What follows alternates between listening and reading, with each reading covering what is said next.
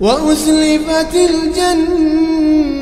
للمتقين غير بعيد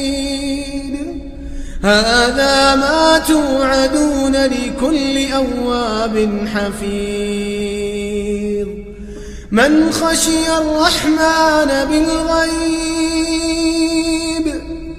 من خشي الرحمن بالغيب وجاء بقلب منيب ادخلوها بسلام ذلك يوم الخلود لهم ما يشاءون فيها ولدينا مزيد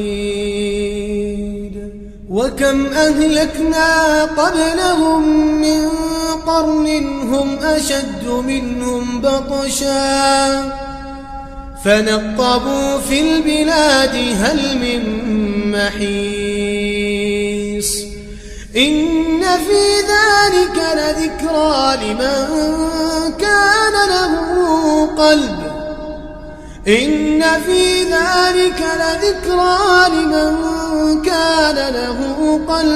أو ألقى السمع وهو شهيد ولقد خلقنا السماوات والأرض وما بينهما في 6 أيام وما مسنا من لغوب فاصبر على ما يقولون وسبح بحمد ربك قبل طلوع الشمس وقبل الغروب ومن الليل فسبحه وأدبار السجود واستمع يوم ينادي المناد من مكان قريب يوم يسمعون الصيحة بالحق ذلك يوم الخروج إنا نحن نحيي ونميت وإلينا المصير يوم تشقق الأرض عنهم سراعا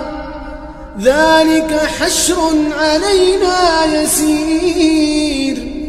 نحن أعلم بما يقولون